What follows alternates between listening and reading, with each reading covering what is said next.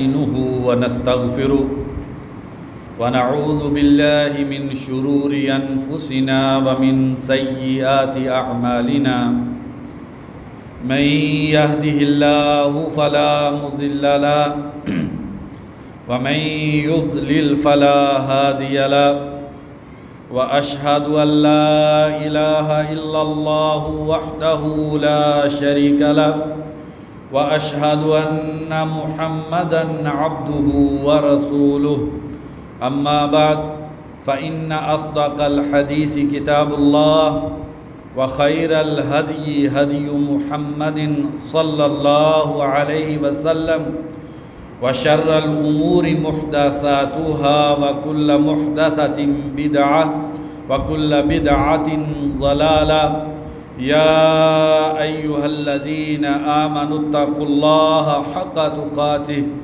ولا تموتن إلا وأنتم مسلمون يا أيها الناس اتقوا ربكم الذي خلقكم من نفس واحدة وخلق منها زوجها وبث منهما رجالا كثيرا ونساء واتقوا الله الذي تساءلون به والأرحام إن الله كان عليكم رقيبا يا أيها الذين آمنوا اتقوا الله وقولوا قولا سديدا يصلح لكم أعمالكم ويغفر لكم ذنوبكم ومن يطع الله ورسوله فقد فاز فوزا عظيما أما بعد فأعوذ بالله من الشيطان الرجيم وبشر الصابرين الذين إذا أصابتهم مصيبة قالوا إنا لله وإنا إليه راجعون أولئك عليهم صلوات من ربهم ورحمة وأولئك هم المهتدون۔ ہر قسم کی حمد و ثنا، تسبیح و تحمید، بڑائی کبریائی اللہ وحدہ لا شریک کے لیے کہ جس ذات باری تعالیٰ نے انسانوں کی رہنمائی کے لیے ایک ایسا خوبصورت پاکیزہ عمدہ اور اعلیٰ دین ہم کو عطا کیا کہ جو انسان کو اس دنیا کی زندگی میں بہترین رہنمائی کر کے دنیا اور آخرت کی سعادتیں انسان کو عطا کرنے والا دین ہے۔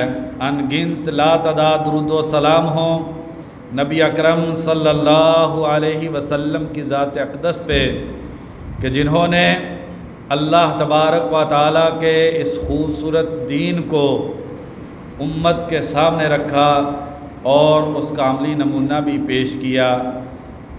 کروڑوں رحمتیں ہوں صحابہ کرام پر، تابعین عظام پر، محدثین کرام پر جو ہر دور میں اس دین اسلام کی خوبصورتی لوگوں کے سامنے واضح کرتے رہے۔ پیارے ایمان والے بھائیوں، اللہ تبارک و تعالیٰ کی رحمتیں اور برکتیں آپ کو اپنی لپیٹ میں لے لیں اور اللہ تبارک و تعالیٰ دنیا اور آخرت کی ایسی سعادتیں نصیب فرمائے کہ ہماری زندگی دنیا اور آخرت میں ایک بہترین قابل رشک زندگی بن جائے۔ گزشتہ جمعۃ المبارک سے صبر کے حوالے سے گفتگو شروع کی تھی۔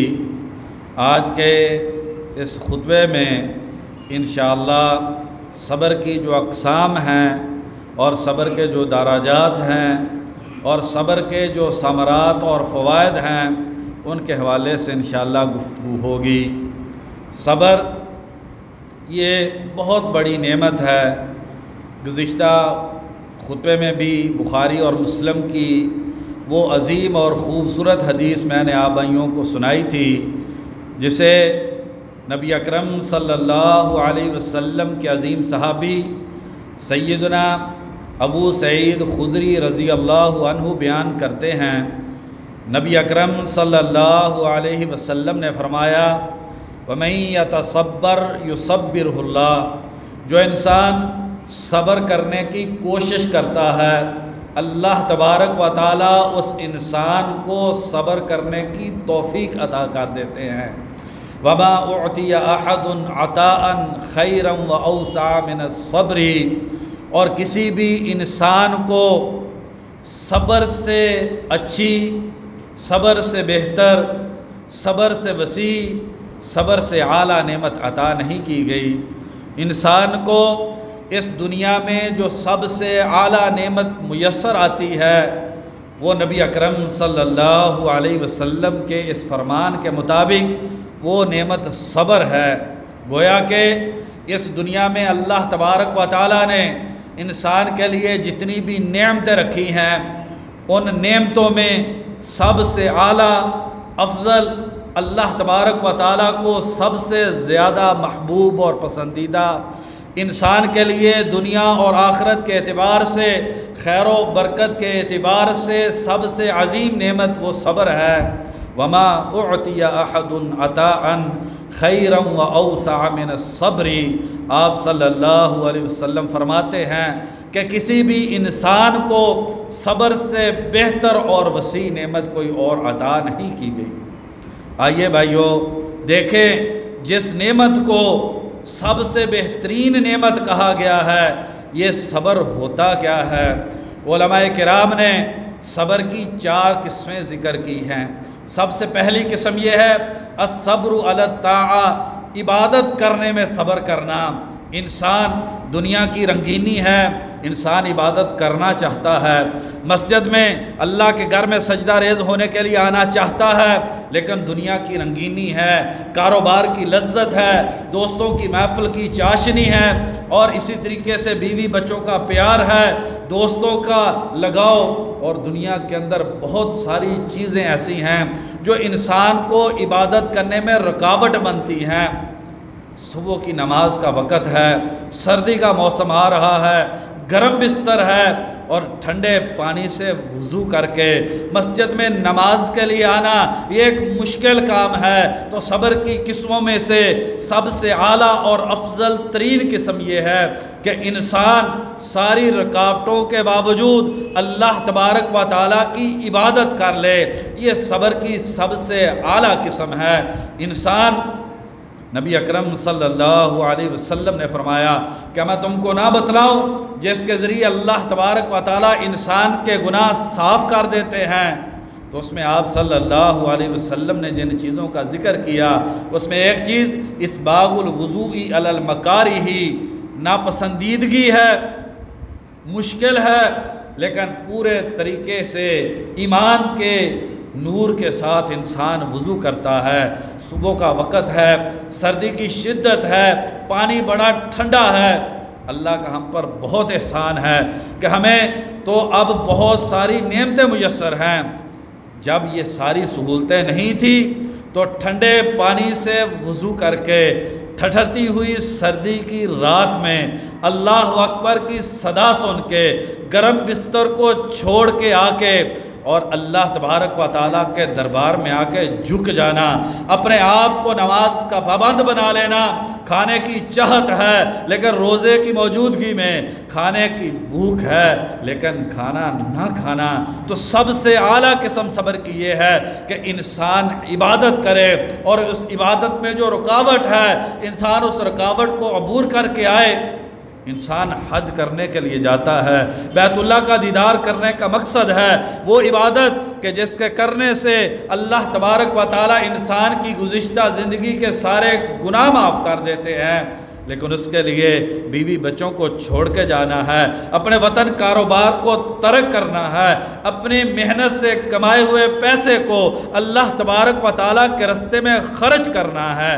اس میں کچھ مشکلات آتی ہیں تو سب سے پہلی صبر کی قسم یہ ہے کہ انسان مالی پریشانیاں، انسان معاشرتی مشکلات، انسان اپنے جسم کو مشقت میں ڈال کے اللہ تبارک و تعالیٰ کی عبادت کرے۔ یہ عبادت کرنا یہ صبر ہے۔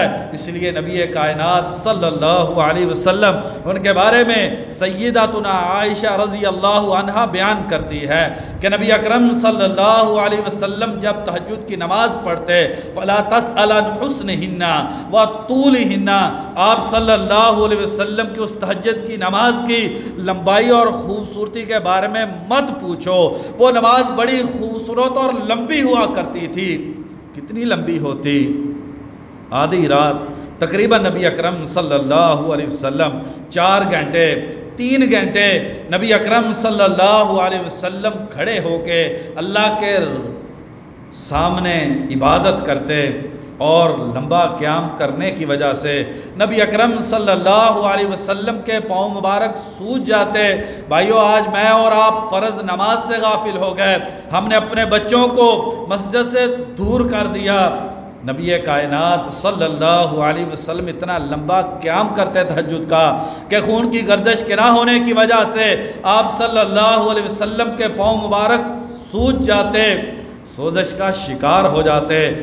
صحابہ نبی اکرم صلی اللہ علیہ وسلم کی اس کیفیت کو دیکھ کے تڑپ کے کہتے، اللہ کے نبی، اللہ تبارک و تعالیٰ نے تو آپ کے ذمے کوئی گناہ نہیں رکھا، قد غفر لک ما تقدم من ذنبک وما تأخر، محبوب آپ کے اگلے پچھلے سارے گناہ معاف ہے، پھر اتنی لمبی نمازیں کیوں ہیں؟ فرمایا افلا اکون عبدا شکورا، میرے صحابہ اگر اللہ نے مجھ پر اتنا بڑا احسان کیا ہے تو پھر میں اللہ کا شکر گزار بندہ کیوں نہ بنوں؟ تو بھائیو، صبر کی سب سے پہلی قسم یہ ہے کہ انسان دین کے احکامات پر عمل پیرا ہو جائے۔ دینی عبادات کرنے کے لیے انسان کو صبر کی ضرورت ہوتی ہے۔ اللہ آپ پہ رحمت کرے۔ آپ ابھی جمعے کی خطبہ سننے کے لیے، نماز پڑھنے کے لیے مسجد میں آئے ہیں تو یقینی بات ہے کاروبار چھوڑا ہے، بیوی بچوں کو چھوڑ کے آئے ہیں، تو یہ ایک مشکل کام ہے، لیکن اللہ تبارک و تعالی جس انسان کے دل میں اپنا ڈر اور خوف پیدا کر دیتے ہیں اور انسان کو لذت عبادت کی شناسائی ہو جاتی ہے، پھر انسان کے لیے یہ عبادت کرنا مشکل نہیں ہوتا۔ صبر کی دوسری قسم الصبر علی المعاصی، گناہ سے اپنے آپ کو روک لینا۔ انسان راہ میں چل رہا ہے، اجنبی عورت کھڑی ہے، دل سے آواز اٹھتی ہے نگاہ کو اٹھا لے، لیکن اس آنکھ کو جھکا کے رکھنا یہ بھی ایک صبر ہے، اور یہ صبر کی اعلیٰ ترین قسم ہے۔ گانا کان کی چاہت ہے کہ گانے کو سن لوں، لیکن اللہ تبارک و تعالیٰ کے احکام کی پاسداری میں انسان اس گناہ سے بچ جاتا ہے۔ سود میں انسان سمجھتا ہے میرے لیے بڑا مالی فائدہ ہے، لیکن اللہ تبارک و تعالیٰ کے حکم کو مد نظر رکھتے ہوئے گناہ سے اپنے آپ کو روک لینا، اور یہ گناہ سے رکنے والا صبر کتنی عظیم عبادت ہے کہ اللہ تبارک و تعالیٰ نے اس انسان کے بارے میں کہ جس انسان کو برائی کا موقع میسر ہے لیکن اللہ تبارک و تعالیٰ کے ڈر کی وجہ سے اس انسان نے برائی کو چھوڑ دیا ہے، یہ صبر کی اس قسم کی وجہ سے اللہ تبارک و تعالیٰ جن لوگوں کو کل قیامت کے دن اپنے عرش کے سائے میں جگہ دیں گے، اس میں یہ صبر کرنے والا انسان کہ جس کو برائی کا موقع میسر تھا لیکن صبر کرتے ہوئے اس نے برائی نہیں کی، اللہ تبارک و تعالیٰ اس انسان کو کل قیامت کے دن اپنے عرش کے سائے میں جگہ نصیب کریں۔ گناہ سے اپنے آپ کو روک لینا یہ صبر کی دوسری اور بڑی عظیم قسم ہے۔ اس لیے بھائیو، صرف یہ سمجھ لینا کہ صبر کا مطلب پریشانیوں میں اپنے آپ کو جزا فضا سے روک لینا یہ صبر ہے نہیں بھائیو۔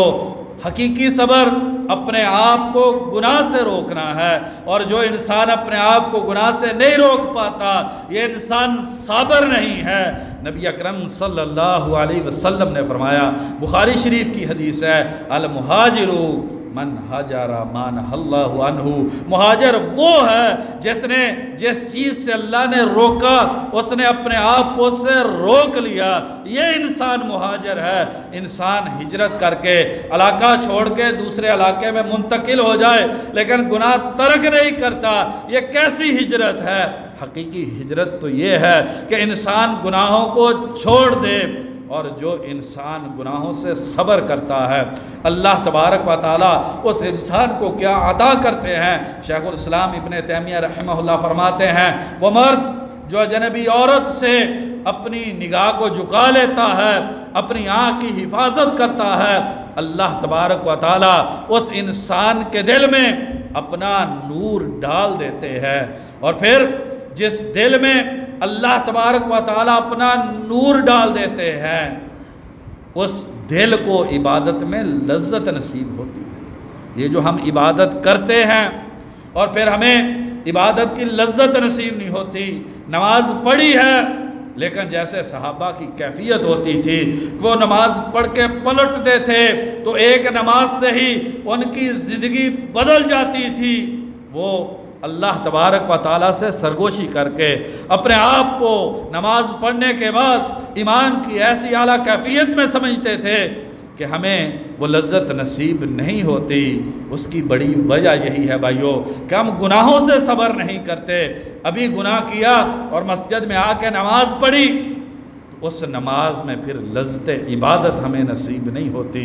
اگر انسان اپنے آپ کو گناہوں سے روک لے اور پھر اللہ تبارک و تعالیٰ کی عبادت کرے، پھر انسان کو اس عبادت میں لذت نصیب ہوتی ہے، اور اس دنیا میں سب سے بڑی لذت جو ہے وہ عبادت کی لذت ہے۔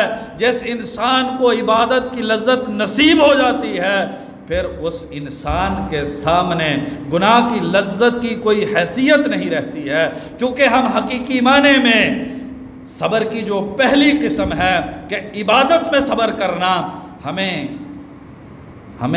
عبادت میں لذت نصیب نہیں ہوتی، اسی وجہ سے ہم دوسری جو صبر کی قسم ہے اس کو اپنا نہیں پاتے کہ گناہوں سے اپنے آپ کو بچا نہیں پاتے۔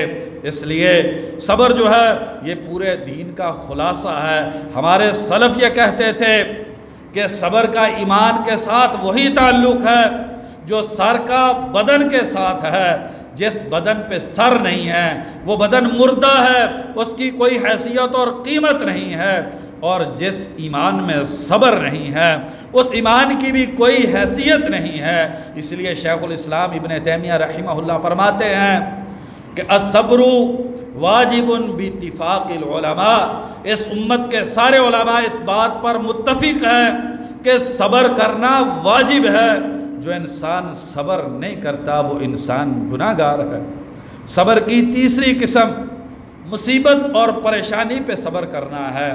انسان کے حالات کٹھن ہو گئے، زندگی بیماریوں میں گر گئی ہے، دکھ اور تکلیف ہے، اس پہ صبر کرنا یہ صبر کی تیسری قسم ہے۔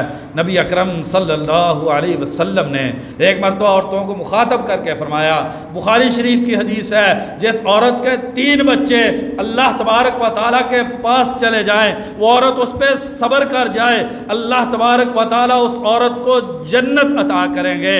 ایک صحابیہ نے پوچھا، اللہ کے نبی 2 بیٹے جس عورت کے چلے جائیں اور وہ اس پہ صبر کرے، فرمایا اس کے لیے بھی جنت ہے۔ جس عورت کی اولاد لختے جگر، دل کا ٹکڑا، زندگی کی رنگینی جس کی چھن گئی اور اس نے اس پہ صبر کر لیا، اللہ تبارک و تعالیٰ اس کے بدلے میں انسان کو جنت عطا کر دیتے ہیں۔ بخاری شریف کی حدیث ہے، نبی اکرم صلی اللہ علیہ وسلم ایک مرتبہ قبرستان میں گئے، آپ صلی اللہ علیہ وسلم نے دیکھا کہ ایک عورت ایک قبر پہ دھاڑے مار کے رو رہی ہے۔ نبی اکرم صلی اللہ علیہ وسلم نے فرمایا، اتق اللہ، اللہ کی بندی اللہ سے ڈر جا، وصبری، اور صبر کر۔ اس عورت نے کہا، یہ میرا سر کا تاج چلا گیا ہے، اگر آپ کو ایسا دکھ پہنچا ہوتا تو پھر میں دیکھتی آپ کیسے صبر کرتے۔ وہ عورت نبی اکرم صلی اللہ علیہ وسلم کو پہچان نہ پائی، پھر کسی صحابی نے اس عورت کو جا کے بتلایا، یہ نبی کائنات صلی اللہ علیہ وسلم تھے جو انسانیت کے لیے رحمت بن کے آئے۔ کہ جس نبی اکرم صلی اللہ علیہ وسلم جو دین لے کر آئے کتنا خوبصورت دین ہے۔ پچھلے جمعے میں بھی بیان کیا تھا، انسان کو اگر ایک نعمت مل جائے اور وہ نعمت انسان سے چھن جائے اور پھر انسان کو اس پہ صبر کی توفیق مل جائے، عمر بن عبدالعزیز رحمہ اللہ فرماتے ہیں یہ صبر کی نعمت اس نعمت سے بہت بڑی ہے جو نعمت اسے ملی تھی اور چھن گئی تھی۔ صبر جیسی کوئی اور نعمت نہیں ہے۔ وہ عورت نبی اکرم صلی اللہ علیہ وسلم کے پاس آئی اور آگے کہا، اللہ کے نبی میں آپ کو پہچان نہیں پائی تھی۔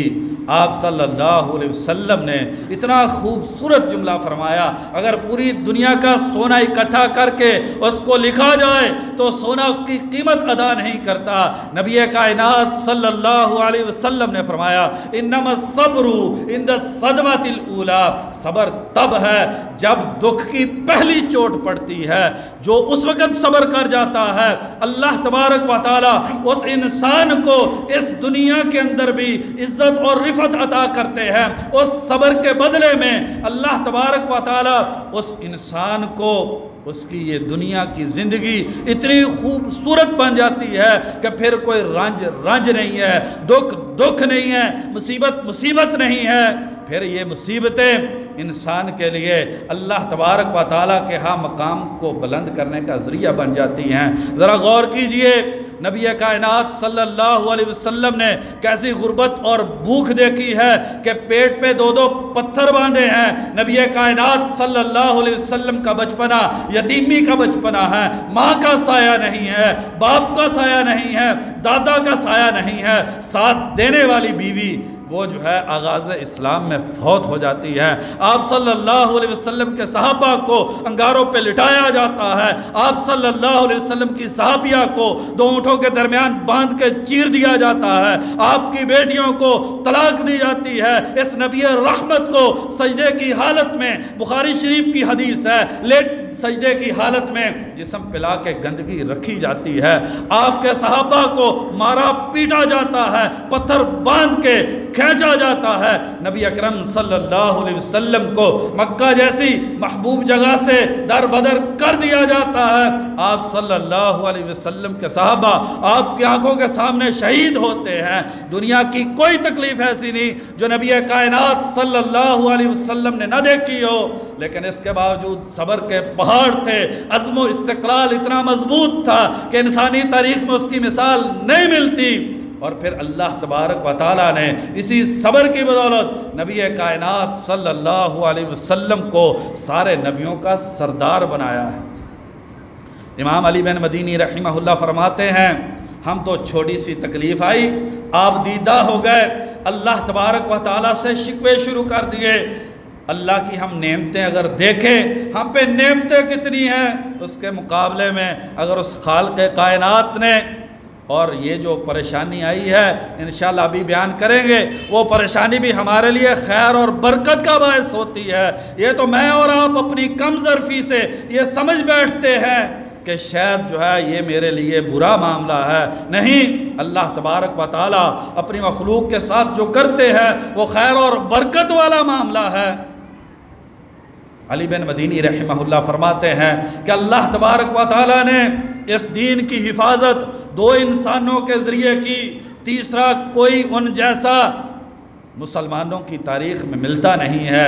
ایک ابو بکر صدیق رضی اللہ عنہ جب نبی کائنات صلی اللہ علیہ وسلم اس دنیا سے چلے جاتے ہیں، لوگ مرتد ہو گئے، کفار نے حملے کی پلانیں کر لی اور طرح طرح کی پریشانیاں آ گئی، تو اس وقت ابو بکر صدیق رضی اللہ عنہ نے صبر کا مظاہرہ کرتے ہوئے ان سارے حالات کا سامنا کیا، اور اللہ تبارک و تعالیٰ نے ابو بکر صدیق رضی اللہ عنہ کو صبر کی وجہ سے اور صحابہ کرام کے اور صبر میں ساتھ دینے کی وجہ سے اللہ تبارک و تعالیٰ نے اس دین کی نہ صرف حفاظت فرمائی بلکہ اللہ تبارک و تعالیٰ نے اس دین کو عرب سے نکال کے ایران اور روم کی جو سلطنتیں تھیں، اسی صبر کی وجہ سے اللہ تبارک و تعالیٰ نے وہ سلطنتیں مسلمانوں کے قدموں تلے ڈال دی تھی۔ اور دوسرے انسان امام احمد بن حنبل رحمہ اللہ، جب مامون الرشید نے ایک غلط عقیدے کو اپنا لیا اور اللہ تبارک و تعالیٰ کے پیارے کلام قرآن مجید کے بارے میں ایک باطل عقیدے کا اعلان کیا، امام احمد رحمہ اللہ اس وقت کے جابر حکمران کے سامنے سینہ سپر ہو گئے اور صبر اور استقلال کا ایسا مظاہرہ کیا کہ امام احمد رحمہ اللہ کو جیل کی کوٹری میں ڈال دیا گیا، کوڑے مارے گئے، اور اتنا شدید امام احمد رحمہ اللہ کو پیٹا گیا کہ شاید ہی کسی انسان کو اس قدر جو ہے وہ مارا گیا ہو۔ 3 بادشاہ، 3 حکومتیں مسلسل امام احمد رحمہ اللہ کو جیل کے اندر بند رکھتی ہیں، اور امام احمد رحمہ اللہ کو مسلسل 3 حکمران جیل کے اندر مارتے ہیں اس بات پہ کہ وہ صحیح اسلامی عقیدے سے دستبردار ہو جائیں۔ امام احمد رحمہ اللہ نے اپنے صبر اور استقلال سے یہ پیغام دیا کہ اللہ کے دین کے لیے یہ جو انسان کا جسم ہے، یہ ایک جسم تو کچھ بھی نہیں، اگر سینکڑوں جانیں بھی ہوں تو اللہ کے دین کے لیے قربان کر دی جائیں۔ اور پھر اسی صبر کے نتیجے میں اللہ تبارک و تعالیٰ نے عطا کیا کیا؟ امام احمد رحمہ اللہ جب بغداد کی گلیوں میں چلا کرتے تھے تو پیچھے دین سیکھنے والے مسلمانوں کا ایک ہجوم ہوا کرتا تھا، اور ملکہ وقت اپنے محل میں اپنے بادشاہ خامد کو مخاطب کر کے کہا کرتی تھی، اللہ کی قسم اگر اس دنیا میں کوئی بادشاہ ہے تو وہ احمد بن حنبل ہے۔ تمہارے استقبال کے لیے پولیس والوں کو لوگوں کو گھروں سے زبردستی نکالنا پڑتا ہے۔ حقیقی بادشاہ تو یہ ہے جس کی بادشاہی لوگوں کے دلوں پر ہے، جس رستے سے گزرتا ہے لوگ اتنی تعداد میں پیچھے چلتے ہیں کہ رستہ بھر جاتا ہے، گزرنے کے لیے جگہ نہیں بچتی۔ اور پھر جس دن امام احمد رحمہ اللہ کا جنازہ اٹھا، 12 لاکھ مرد اور 50,000 عورت امام احمد رحمہ اللہ کے اس صبر اور استقلال کے پیکر، یہ صبر ہی کا نتیجہ تھا کہ پھر امام احمد رحمہ اللہ کے جنازے میں 12 لاکھ مرد اور 50,000 عورتیں جنازے میں شریک ہوتی ہیں، اور اس دن 50,000 غیر مسلم جو ہے امام احمد رحمہ اللہ کی وفات کو دیکھ کر 50,000 کافر جو ہے وہ مسلمان ہو جاتے ہیں۔ یہ صبر یہ کوئی معمولی چیز نہیں ہے۔ وقت قریب ہو گیا ہے۔ صبر کی چوتھی قسم نعمت پہ صبر ہے۔ نعمت پہ صبر کیا؟ پیسہ ملا، دیکھیے ذرا ہم اپنے گروباروں میں ہم جانکیں، جس کو جتنا زیادہ مال مل جاتا ہے الا ما رحم ربنا، اسی قدر تکبر ہے، اسی قدر مسجد سے دور ہے، اسی قدر برائی میں مبتلا ہے، اسی قدر معاشرے پہ ظلم کرنے والا ہے، غریبوں کا اسی قدر حق مارنے والا ہے۔ بھائی اگر تجھے اللہ نے نعمت دی ہے تو صبر کا تقاضا یہ تھا اس نعمت پہ شکر کیا جاتا، اور انسان اللہ تبارک و تعالیٰ کے دربار میں اور جھک جاتا۔ نعمت کا صبر یہ ہے کہ انسان اس نعمت کو اللہ کی عبادت میں لگائے، یہ نہیں پیسے مل گئے انسان جو ہے وہ کنجر لے آئے، انسان جو ہے وہ برائیاں کرے، انسان جو ہے وہ معاشرے پہ ظلم کرنے لگے۔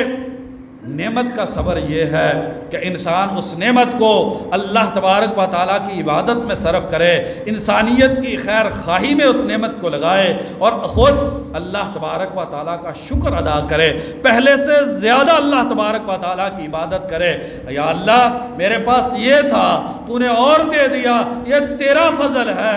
یا اللہ میں تیری اس نعمت کی قدر کرتے ہوئے، اس نعمت پہ صبر کرتے ہوئے، یا اللہ میں اس نعمت کو اچھے رستے پہ خرچ کروں گا۔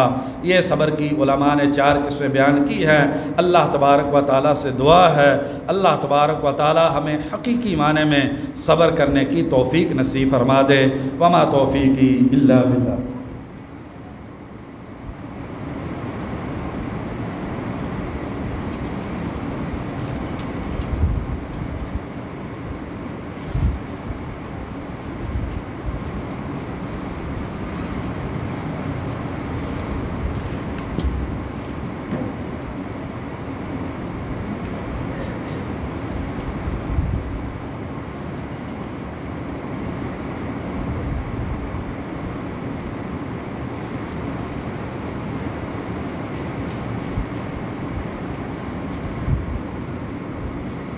ان الحمد للہ نحمده ونستعینه ونستغفره والصلاة والسلام علی رسول اللہ اما بعد۔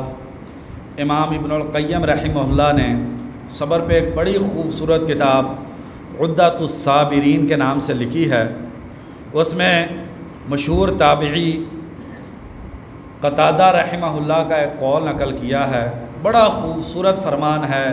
کہتے ہیں اللہ تبارک و تعالیٰ نے فرشتوں کو پیدا کیا، ان میں اللہ تبارک و تعالیٰ نے عقل رکھی، لیکن فرشتوں میں اللہ تبارک و تعالیٰ نے شہوت نہیں رکھی۔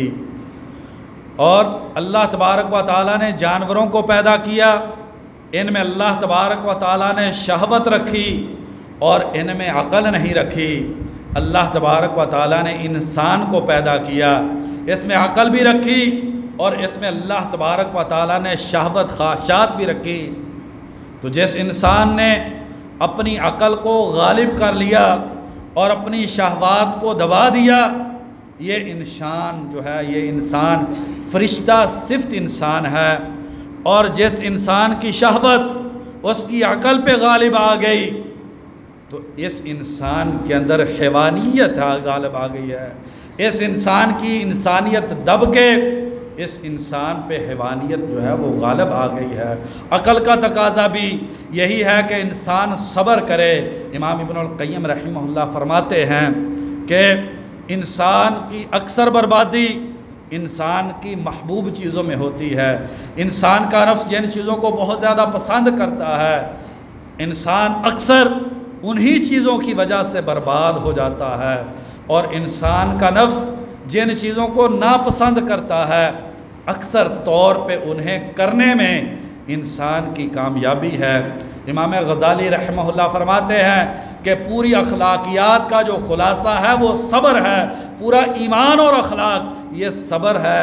کہتے ہیں کہ اگر انسان اپنے پیٹ کی شہوت اور اپنی شرمگاہ کی شہوت اس پہ صبر کر لے، بھوک لگی ہے لیکن اپنے آپ کو روک لیا ہے، حرام سے روک لیا ہے، شرمگاہ کی شہوت کو کنٹرول کر لیا ہے، تو کہتے ہیں اس صبر کا نام عفت اور پاک دامنی ہے۔ اور اگر انسان میدان جنگ میں صبر کر جائے تو اس کو شجاعت اور بہادری کہتے ہیں۔ اور پھر کہتے ہیں اگر انسان اپنے آپ کو زندگی کی آسائش سے روک لے، دیکھا کہ لوگ پیسے کے پیچھے بہت بھاگ رہے ہیں، لیکن اس انسان نے اپنے آپ کو پیسے کی دوڑ سے روک کے اس انسان نے آخرت کے مقصد کو اپنے سامنے رکھ لیا، تو یہ زہد ہے۔ کسی نے برائی کی، تکلیف دی، دل توڑا، ظلم کیا، کسی نے زیادتی کر لی، اپنے غصے کو پی گیا، اپنے آپ کو کنٹرول کر لیا، کہتے ہیں اس کو حلم اور بردباری کہتے ہیں۔ اور انسان تھوڑا سا اللہ تبارک و تعالیٰ نے انسان کو دیا اور اس پہ انسان صبر کر گیا تو اس کو قناعت کہتے ہیں۔ اور اسی طریقے سے انسان جو ہے وہ مختلف یہ صبر کی شکلیں ہیں، جو کہ پوری اخلاقیات جو ہے یہ ساری اگر غور کی جائے تو یہ ساری صبر کے مختلف پہلو نظر آتے ہیں۔ بھائیو، امام ابن القیم رحمہ اللہ فرماتے ہیں کہ جب انسان پہ کوئی مصیبت آتی ہے تو 4 درجے ہیں یا 4 طرح کے لوگ ہوتے ہیں۔ جب اللہ تبارک و تعالیٰ کی طرف سے پریشانی آئی، شکوہ شروع کر دیا، حالات تنگ ہیں جی، پتہ نہیں کیا ہے، اللہ تعالیٰ تو میری سنتے نہیں ہیں، میں نے بہت زور لگایا ہے، میرا کاروبار نہیں چلا ہے، تو یہ لوگ یہ بے صبرے لوگ ہیں، یہ گناہ کی زندگی گزارنے والے لوگ ہیں۔ اور دوسرا درجہ جو اس سے اوپر کا درجہ ہے، پریشانی آئی، انسان صبر کر گیا تو اللہ تبارک و تعالیٰ اس صبر کے بدلے میں انسان کو 6 انعامات عطا کرتے ہیں۔ اور تیسرا درجہ رضا کا درجہ ہے، انسان یہ سوچتا ہے کہ اللہ تبارک و تعالیٰ میرے خالق و مالک، میری رب ذات جس کی یہ ساری نعمتیں ہیں، اگر اس نے یہ کچھ تنگی دے دی ہے تو کیا ہوا؟